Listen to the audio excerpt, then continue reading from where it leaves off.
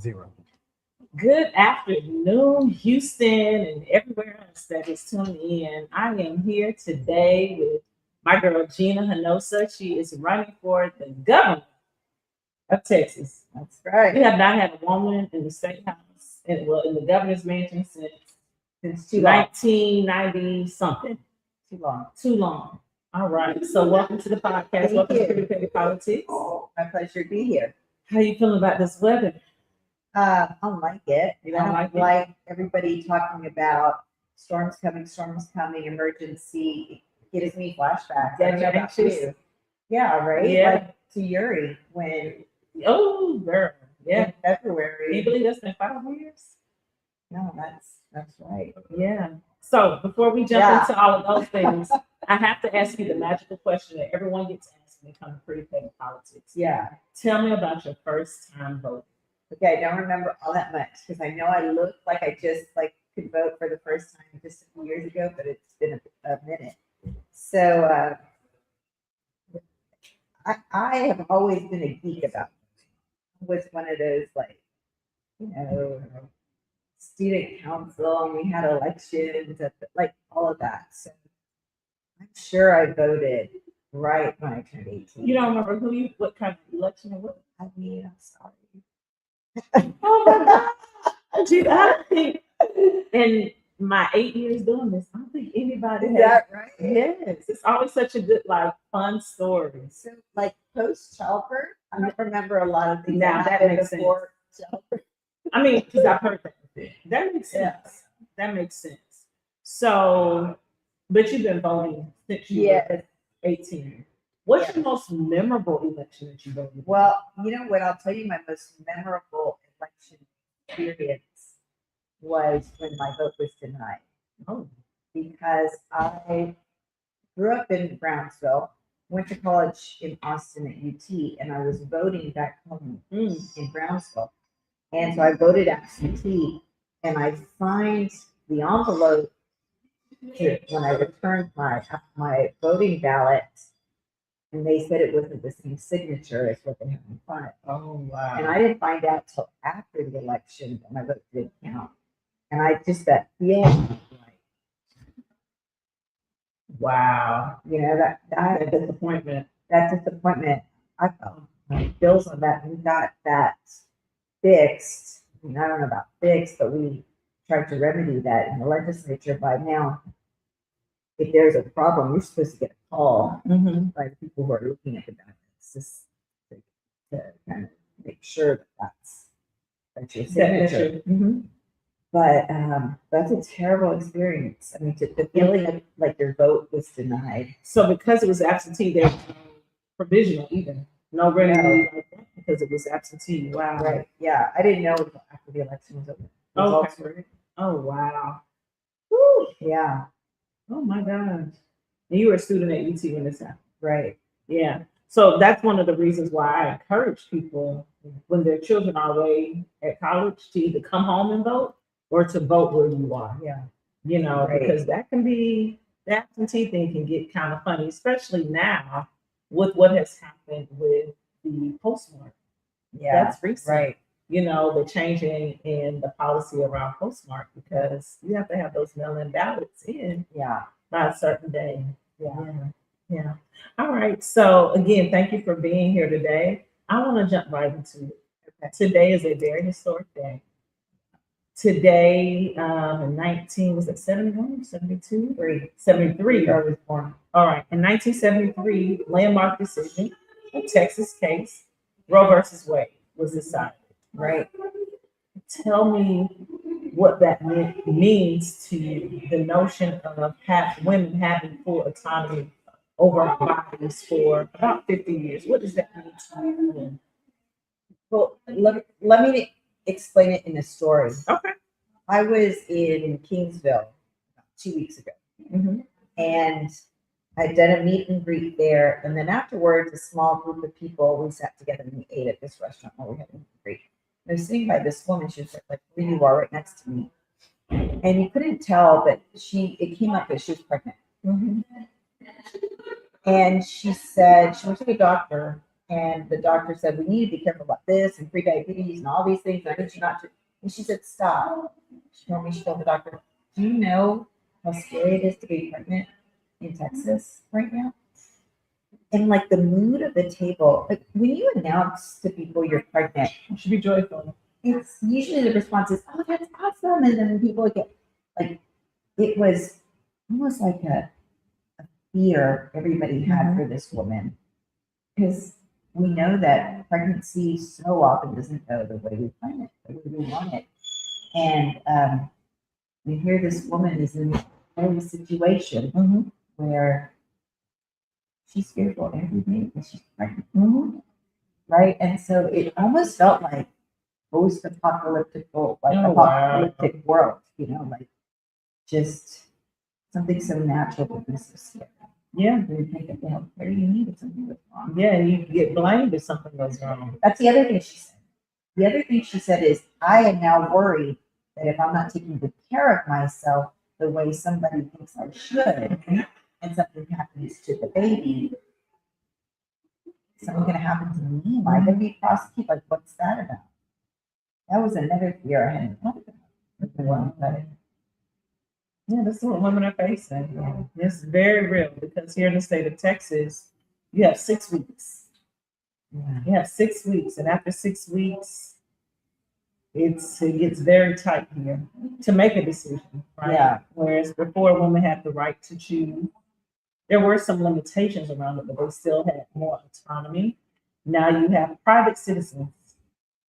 Private citizen can sue if you terminate your pregnancy, if they believe someone has assisted you. There's so many things. So tell me what it's been like being a member of the Texas State Legislature when that legislation came through in Austin that changed the trajectory of women's bodily autonomy here in our agency over our bodies, right? Here in Texas. What was that like for you? What did that open up? Well, for me, my own personal history, and let me say my personal history, I shared it on the floor of the Texas House, but it is not that uncommon. The thing that we don't talk about is that lots of women go through this experience where pregnancy doesn't go right. We don't talk about it, it's very personal, so people don't know, but it is not uncommon.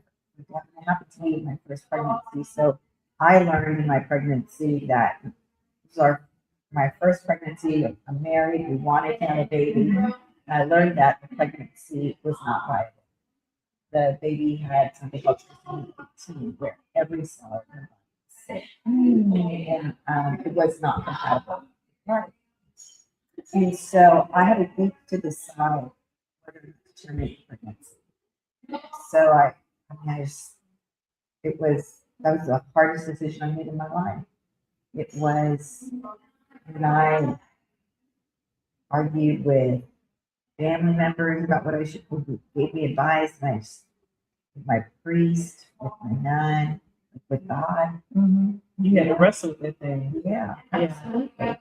It didn't seem fair. It didn't feel, I didn't understand why does this happen? But it didn't happen. So I made the decision to carry the pregnancy to term because I already love this baby.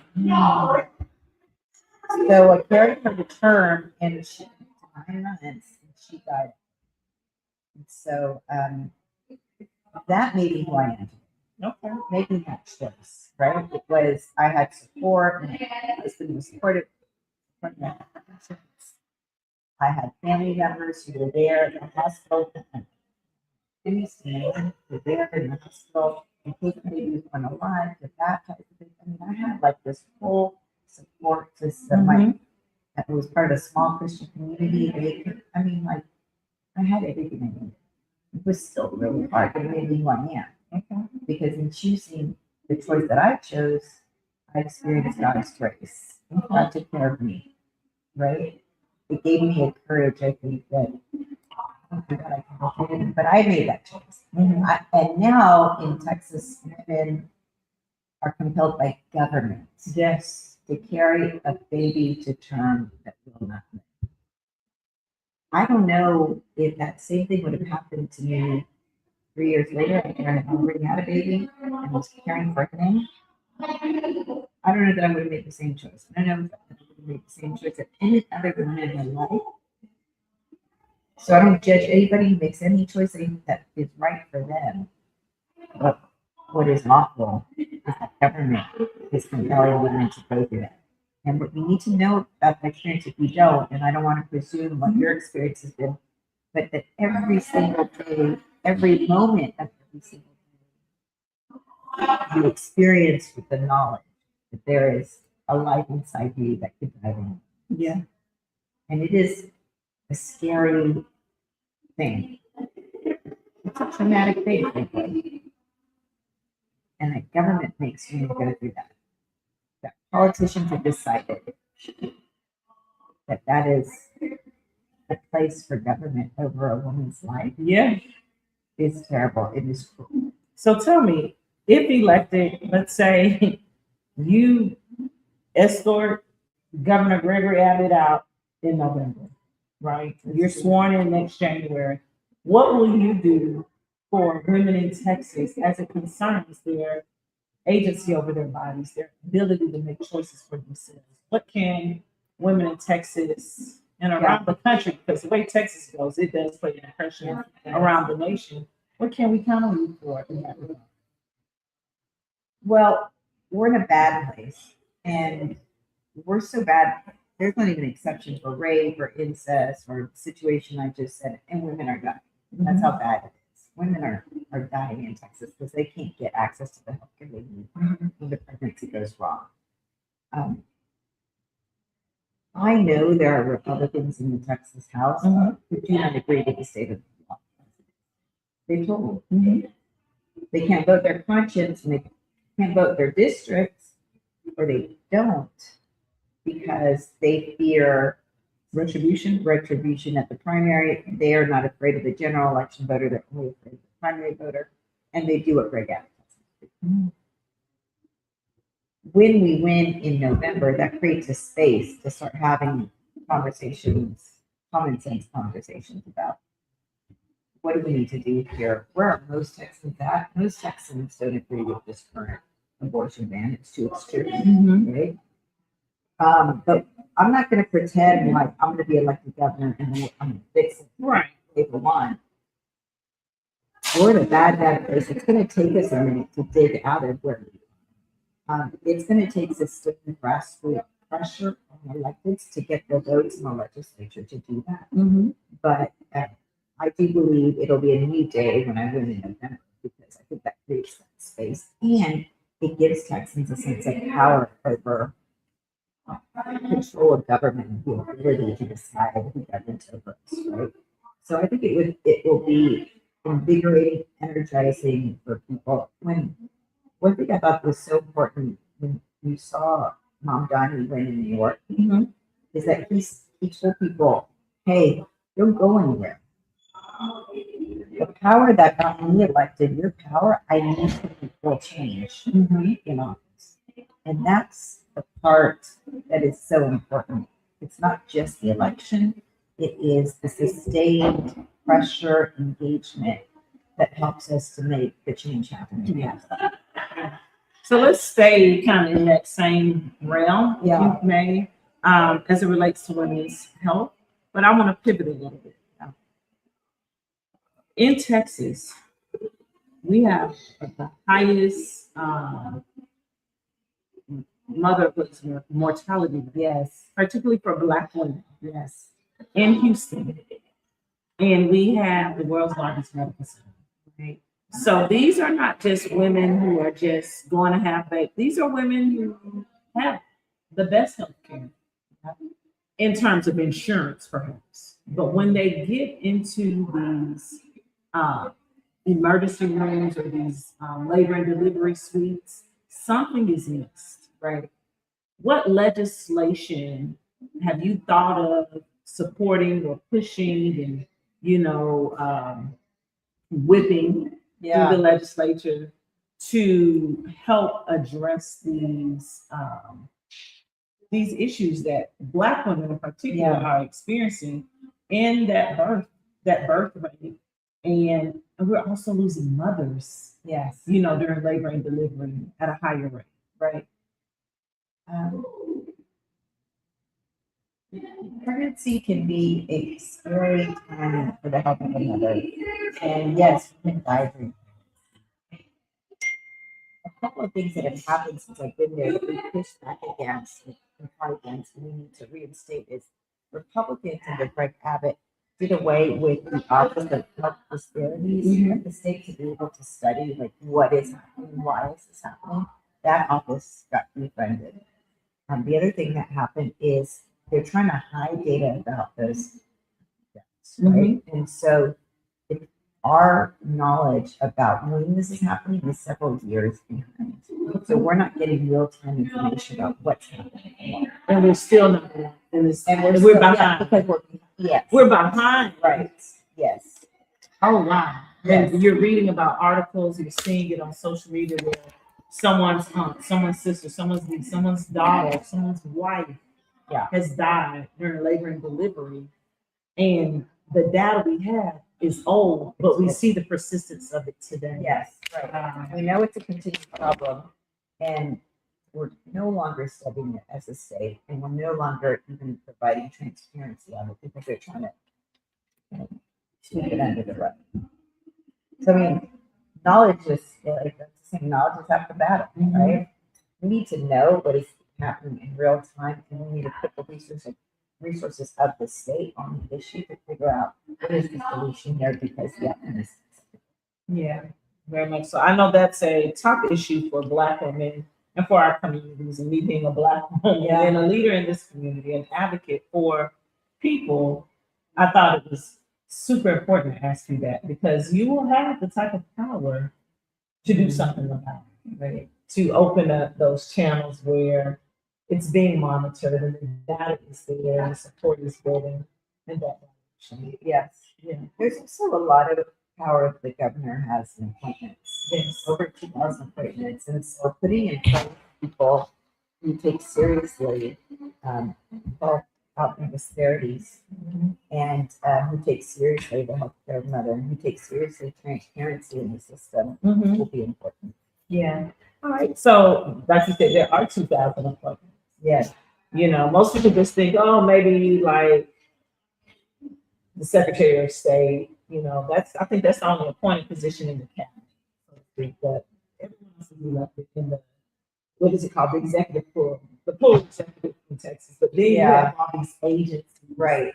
So within these agencies, and we kind of talked about this in Australia a couple weeks ago, there was a regent at Texas Southern, or trustee, for those of you who don't have regents, that his name is Ben Simmons.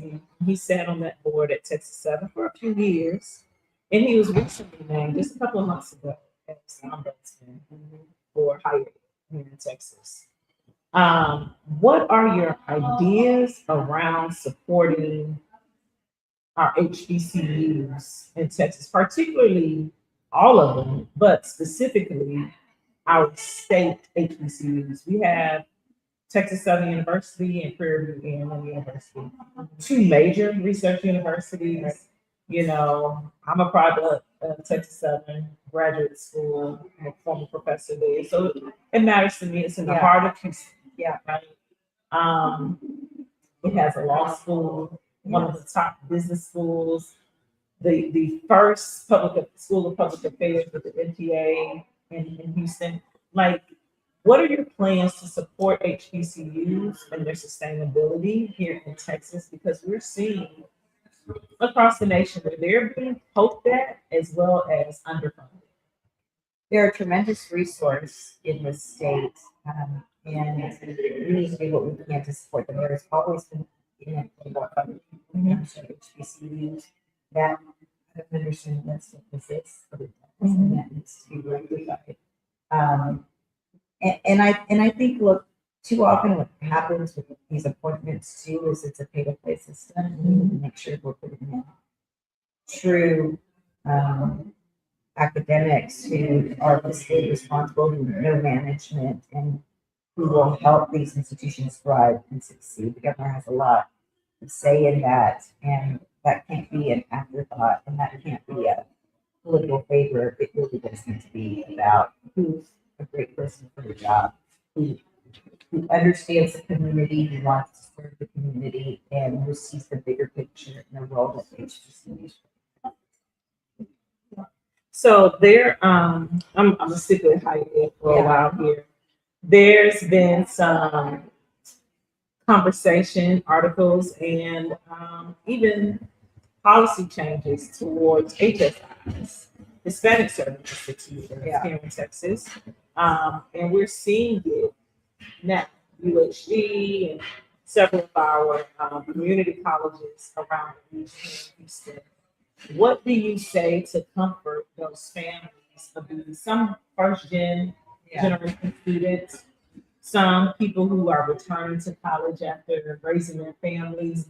How do you address them and their concerns around the funding of these institutions that primarily serve the Hispanic community?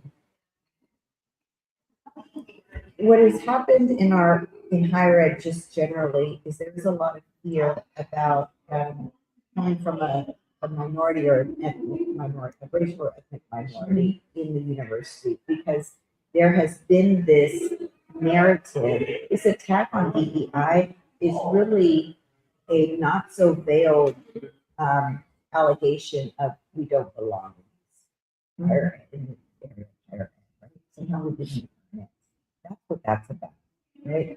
And so we have a lot of students of color who are choosing to try to find someplace else to go to college. We're losing talent in Texas.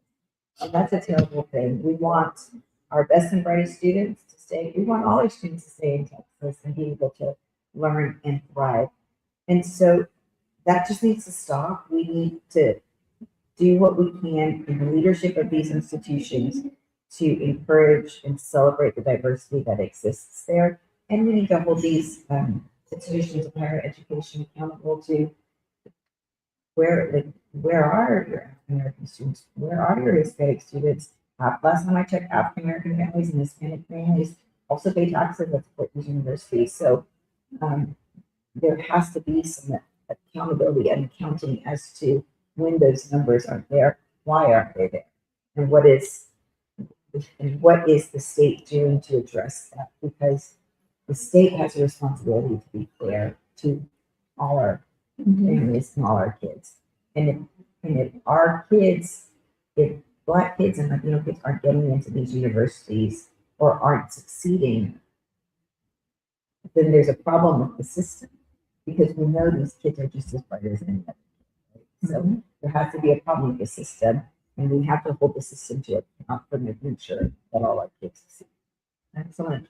So one more question, higher ed, but I'm going to go away from the academic side, focus on community college, particularly around trades.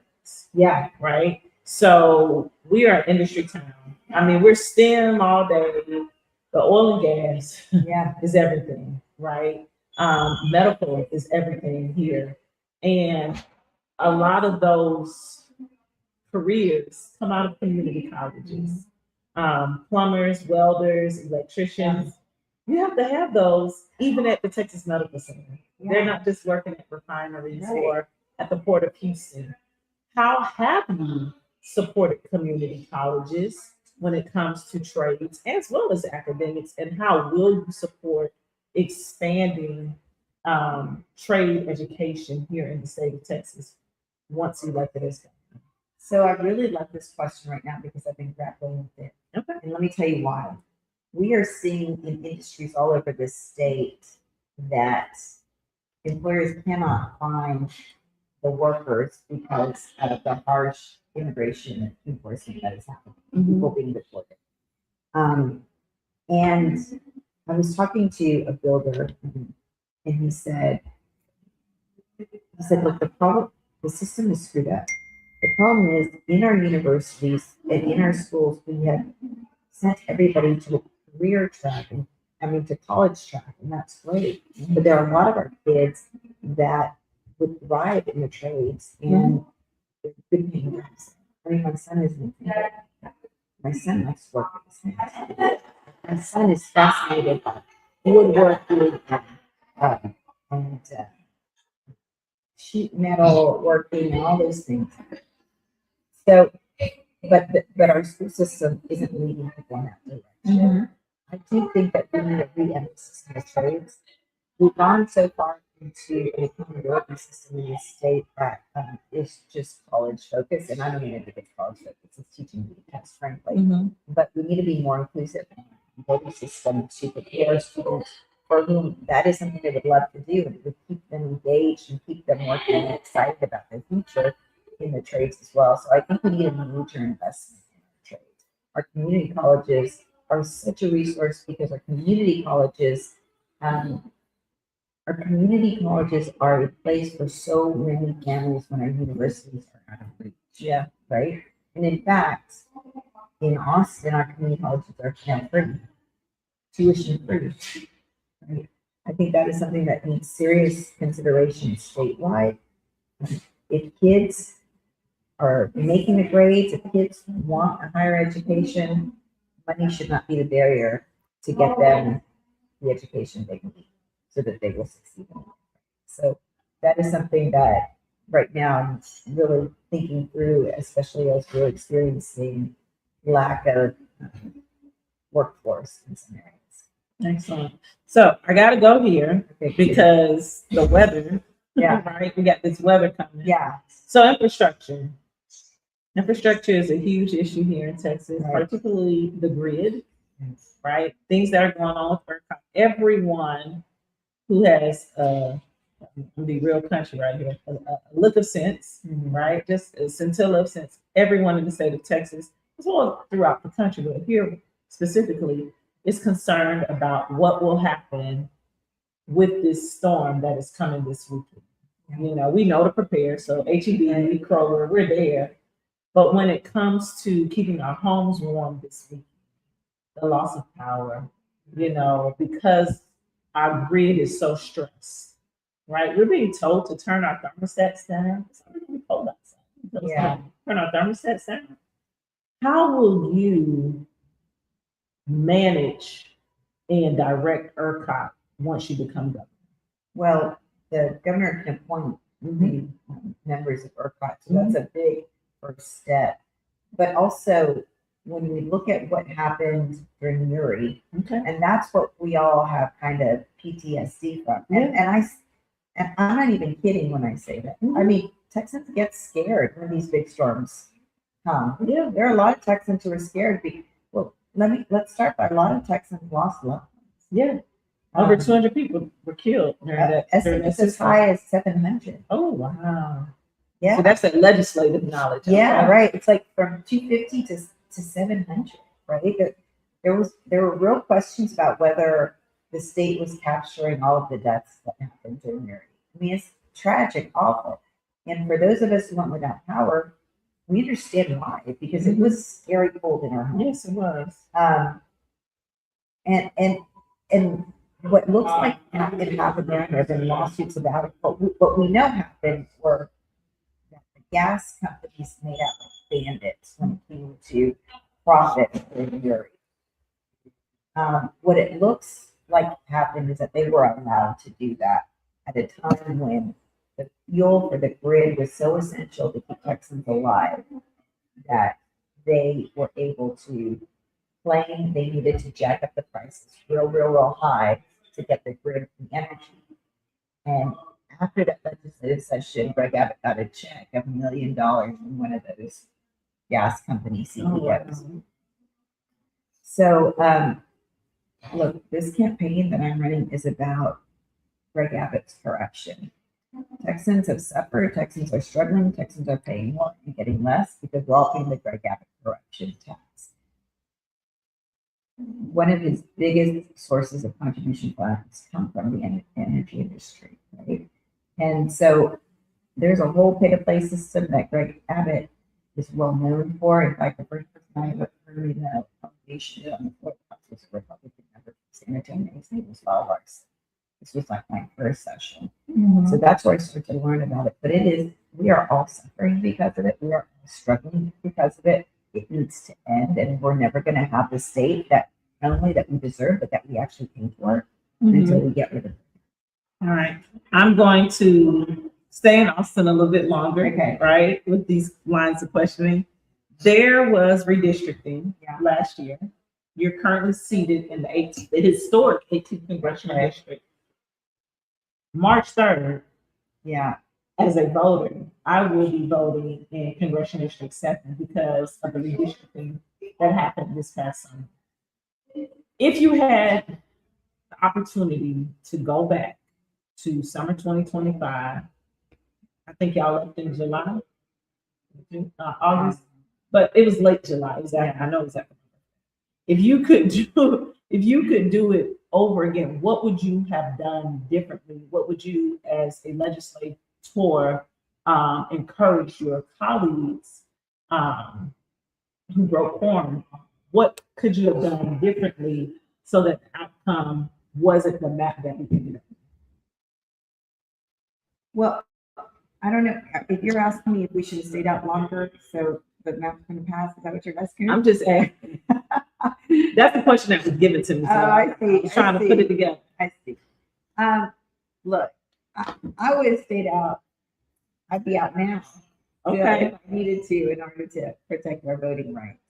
The reality is that not everybody can do that. I mean, people have personal circumstances, right? Sure. And so, what I am proud that we were able to accomplish is two things. One, we were able to tell the world, and the other thing you were able to do is light a fire under states like California that said, all right, you're not going to get away with this easily. There's going to be a price to pay.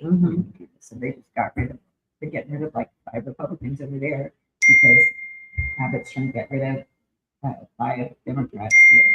Yeah. So I think that showing a fight and really shining a light on the corruption that was happening here in Texas, led by Greg Abbott, who essentially took the voice of his voters and especially Latino and African American voters and watered it down so that it wouldn't be as impactful, harder for us to have our voices heard.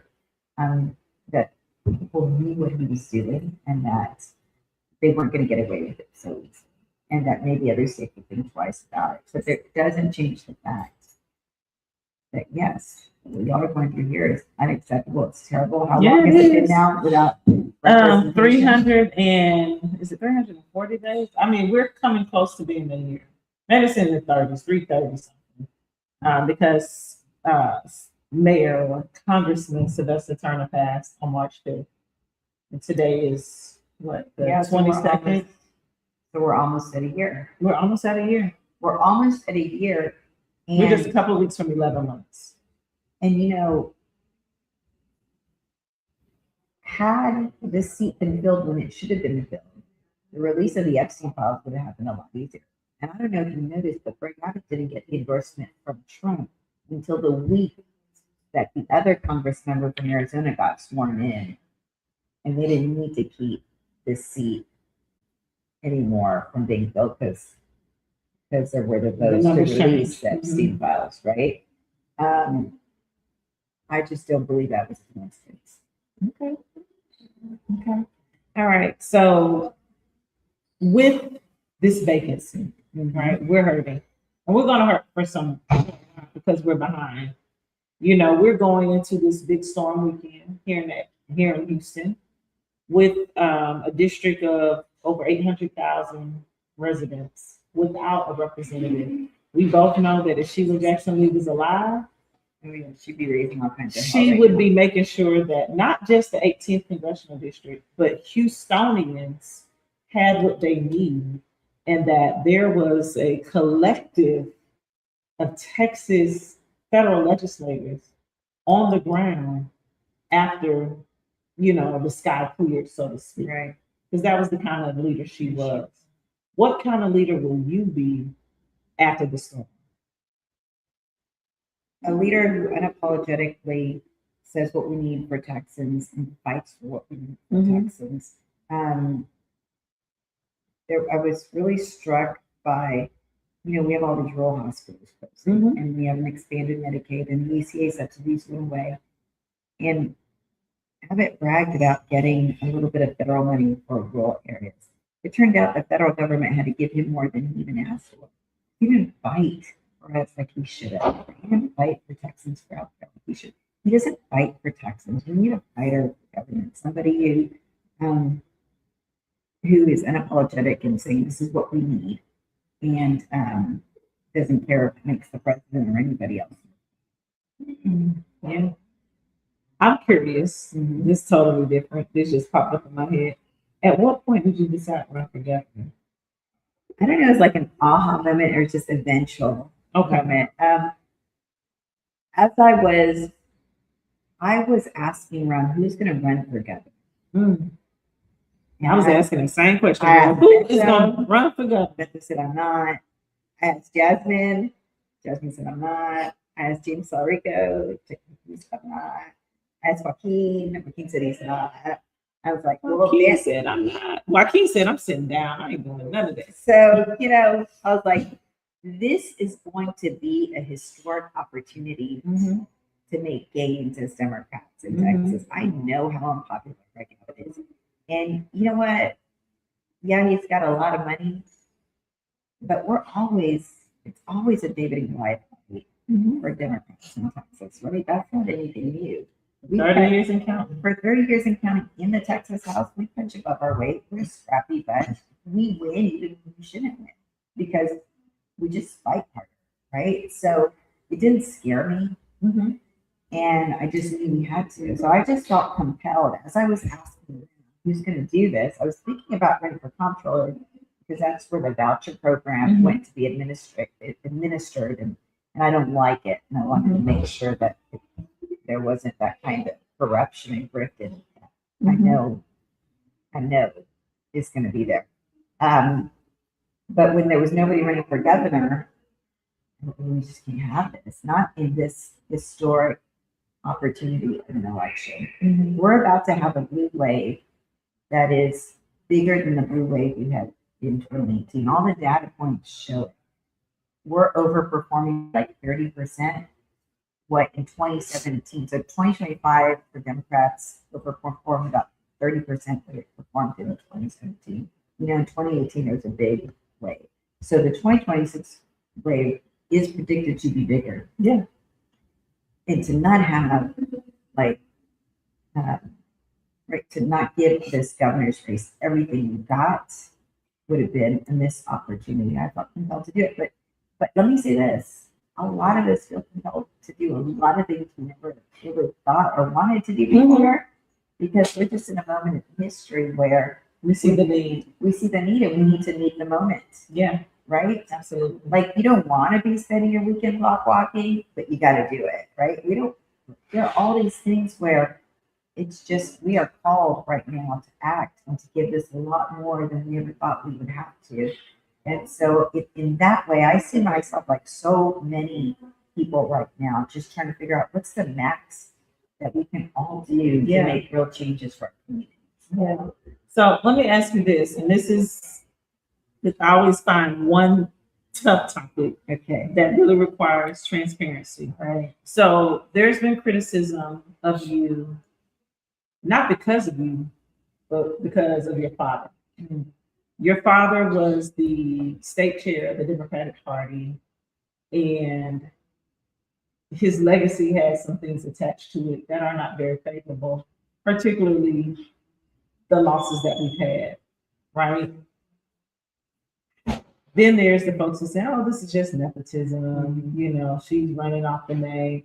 What do you say, not to separate yourself from your daddy, but to say, I'm my daddy's daughter, but I'm my own person? How do you communicate that clearly to the voters who are concerned that it's just going to be much of the same thing? I mean, you've wrapped up all of the endorsements. Yeah. What do you say to that? I think that Democratic voters are a tough group, and I think that it is my record. I've been in the Texas House almost 10 years, and I have been a lead on all sorts of fights, on the big fights. I was the lead on the vouchers. I was the lead in the first farm break we had had in 20, almost 20 years. I organized that farm break, right? But my record is one of being in the trenches and fighting for our values in our communities. And so if that doesn't distinguish me as my own person, I don't know what else would, right? I love my dad, and I'm very proud of my dad, but I'm not my dad.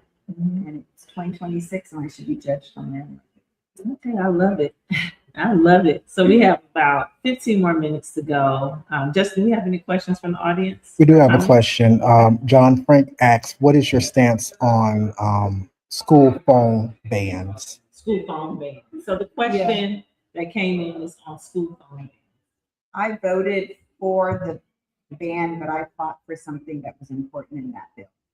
I do think our kids are on screens way too much, but I think it's not just cell phones. I think it's like everything in all sorts of ways. Let me tell you that I had to expose and take out legislation that would have passed that tried to put kindergartners on STAR tests and would have put them on computer screens more, right? But I fought to make it so where you could just put the phone in your backpack.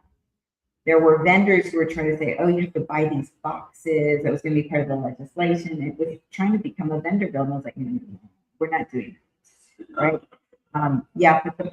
Put the cell phone in your backpack. That should be it. I will say, I don't understand why schools can just do it on their own. But generally, I think it's a good thing. It's a good thing. So I voted for it. Okay. Another question? No? All right. So I do have a question. And this question is about fundraising. Yeah. I listened to NPR every day, but I was listening to NPR this morning. It was talking about the war chest that Governor Abbott has. Then it talked about how he has over 100 times more money than you. Right. So you're, I guess, around 750 in fundraising, 700. I think at our report we're at 1.3. 1.3. And he's at like 105 million. In these next few weeks, how are you gonna move the needle on that to prepare for, post primary to gear up for November? Because again, here's a war chest. You don't have to do nothing right now. You're just sitting back collecting. Well, you're not sitting back. He's going around the state trying to make the case to voters because he's deeply unpopular. So he's going to need all that 100 million that he's got to try to rehabilitate his image with voters. Polling shows that Texans are not happy with him. It was just an independent poll. I had nothing to do with it.